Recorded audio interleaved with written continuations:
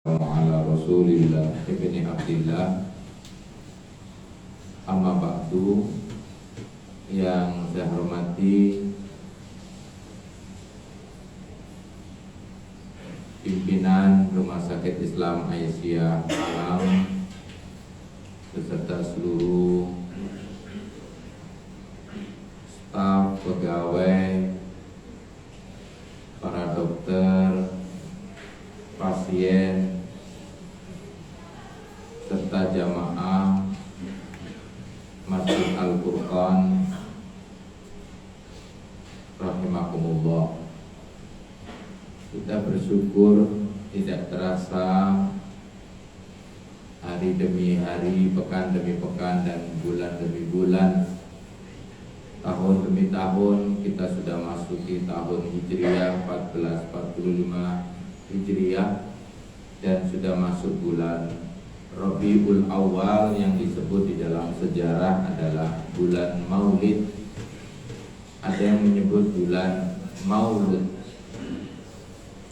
Dua-duanya benar karena perspektifnya berbeda. Dua-duanya memiliki makna. Maulid itu artinya hari kelahiran. Kalau Maulud adalah bayi yang bernama Muhammad ibnu Abdillah. Nah, yang penting kita renungkan adalah jika kita selalu mengenang akhlak beliau yang mulia. Di dalam Al-Quran, contoh Nabi itu digunakan dengan kata uswatun hasanah. A'udzubillahi minasyaitonirrajim. Bismillahirrahmanirrahim. Laqad kana lakum fi rasulillahi uswatun hasanah liman kana yarjullaha wal yawmal akhirah wa dzakarallaha katsira. Sungguh-sungguh ada pada diri Rasulullah itu adalah contoh yang terbaik. Bagi siapa? Bagi orang yang memiliki 3 kriteria. Pertama, yarjullah, yaitu orang yang mengharap rahmat Allah. Untuk menjadi dokter yang baik, perawat yang baik, pegawai yang baik, dan pasien yang baik, maka carilah rahmat Allah di rumah sakit ini. Kenapa begitu? Karena ada orang yang menjadi dokter tapi tidak untuk mencari rahmat Allah. Bisa saja mencari follower biar banyak jumlahnya, atau viewer karena suka posting, atau juga pengen komentar lebih banyak karena di situ setiap dia ngirim selalu ketik subscribe, like, and share. Berarti hanyalah untuk mencari pencitraan semata. Dia tidak akan dapatkan tuh rahmat Allah. Padahal Rasulullah itu memberikan contoh-contoh yang terbaik kepada kita. Begitu pula jadi pegawai. Yakinlah bahwa diri kita sebagai pegawai itu penting. Jangan merasa diri kita tidak penting. Pentingnya apa? Bagaimana supaya setiap pelayanan kita itu atas dasar rahmat Allah, bukan yang lainnya. Bukan karena pasien itu suka memberi roti. Ya, pasiennya suka kasih roti kan? atau dikasih sama anaknya, diambil jadi menantu. Ada di sini pegawai atau perawat yang dijadikan menantu sama pasien? Nah, coba bayangkan kalau setiap pasien lalu ngambil jadi mantu, lalu berapa istrinya? Berapa suaminya? Kalau balik-balik menikah terus-menerus.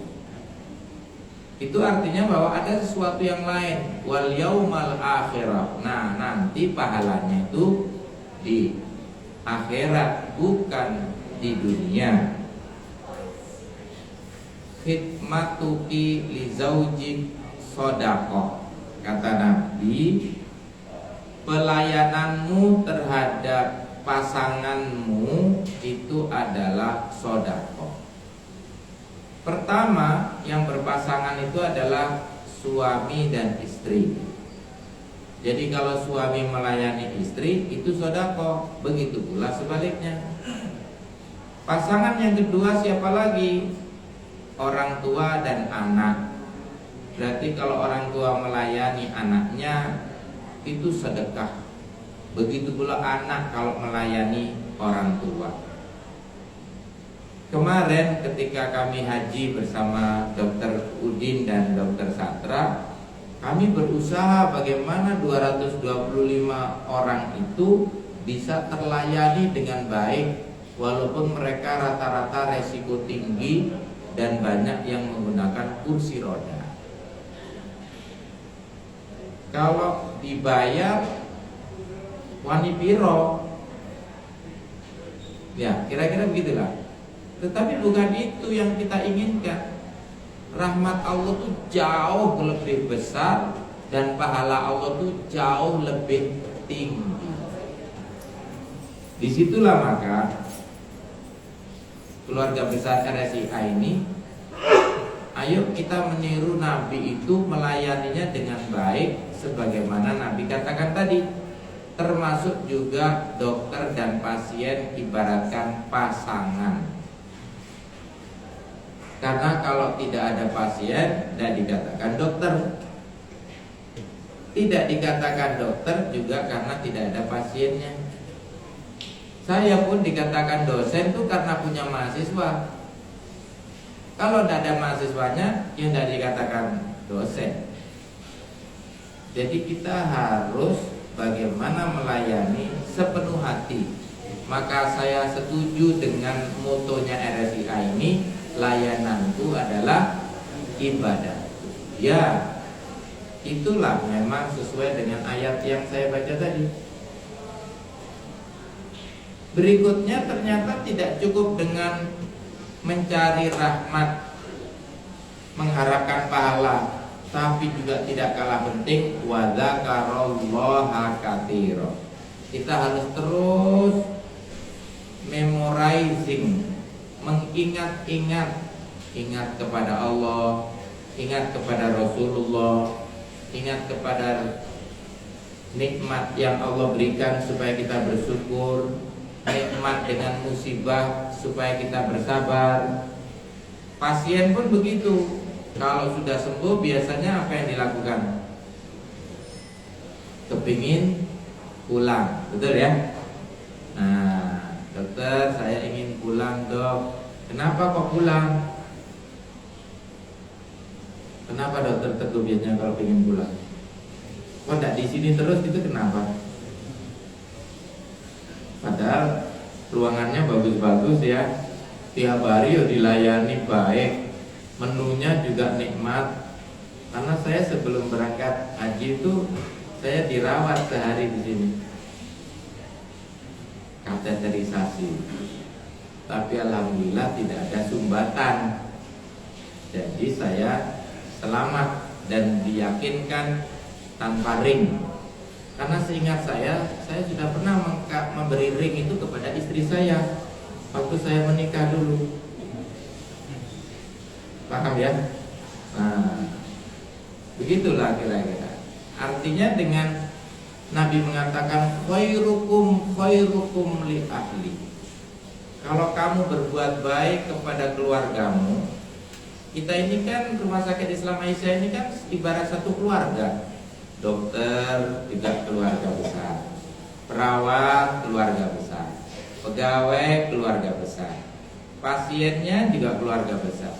Semuanya yang hidup di RSIA ini semua adalah keluarga besar kita. Maka kata Nabi, kalau kamu memberikan pelayanan pada keluargamu, itu harus pelayanan yang terbaik yang kau berikan. Karena aku, kata Nabi, ana khairukum li ahli. Aku adalah orang yang terbaik untuk keluargaku. Maka Bapak Ibu semuanya, seperti itulah semestinya transaksionalnya. Jangan transaksi yang terlalu hitung-hitungan. Bagaimana maksudnya hitung-hitungan tuh? Ya, ini bayaran nggak sepiro, tapi ini pegawai di tempat lain. Kalau di sini insya Allah, nggak ngerti loh ya. Kami lo ngitung ambil soal. Berdagang niru Nabi. Ya, saya pernah itu memang juga berdagang, atau saya menjadi pembeli. Di saat saya pakai mobil, saya melihat di pickup itu mangga 1 kilo 3.000 rupiah. Saya berhenti dan kemudian membeli 10 kilo. Saya bayar 30.000 kan, karena 3.000 kali 10. Katanya orangnya, Pak, uangnya kurang, Pak. Loh, kok kurang? Kan tulisannya ini 3.000 per kilo. Terus dia bilang, kalau yang 3.000 Pak, yang sok bosok di bawahnya pickup. Ini saya tidak menghina loh ya, tapi memang orangnya itu. Nanti kalau saya tanya, Bapak dari mana? Kalau saya dari Solo. Nah,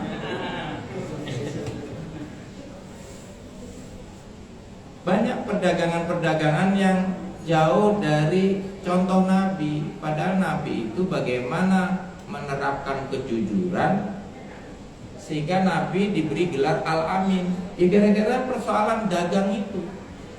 Dan dari dagang itulah Nabi itu kemudian punya istri Siti Khadijah, yang punya modal besar dan perdagangan yang omsetnya tinggi. Itu adalah Siti Khadijah. Semuanya orang mengakui. Tapi kenapa kok Siti Khadijah tidak kenal dan tidak tahu siapa Muhammad, menitipkan barang dagangannya sampai ke negeri Syam. Jauh Syam itu, wilayah Jordan. Saya tahun 2003 di awal tahun sudah ke sana, ke Ashabul Kahfi, daerah-daerah wilayah orang-orang Romawi dan Yunani di zaman itu. Nabi sudah pernah berdagang ke wilayah itu, membawa barang dagangan yang jumlahnya banyak dan nilainya mahal. Tapi ternyata dengan kejujuran Nabi, keuntungannya menjadi berkali lipat karena kejujuran.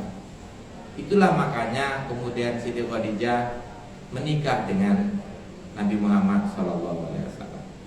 Jadi ternyata bapak-bapak sekalian, modalnya orang menikah itu adalah jujur. Maka kejujuran itu termasuk yang dimiliki oleh dokter, dimiliki oleh perawat, dimiliki oleh pegawai di Rumah Sakit Islam Aisyah ini. Mudah-mudahan itu menjadi bekal kita semua untuk mengikuti sunnah Rasul di bulan Maulid ini. Semoga membawa manfaat bagi kita semuanya. Kalau pisau menyayat tubuh masih ada harapan sembuh, tapi kalau lisan menyayat hati, kemana obat akan dicari? Saya yang banyak ngomongnya pasti banyak salahnya. Tinimbang sing meneng, opo meneh sing ngantuk, belas babar pisan gak salah. Kalau ada sumur di ladang boleh kita menumpang mandi. Kalau tausiah saya kurang panjang, besok-besok bisa diundang lagi. Assalamualaikum warahmatullahi wabarakatuh. Waalaikumsalam warahmatullahi wabarakatuh. Abdul Ustaz Mamur, jangan saya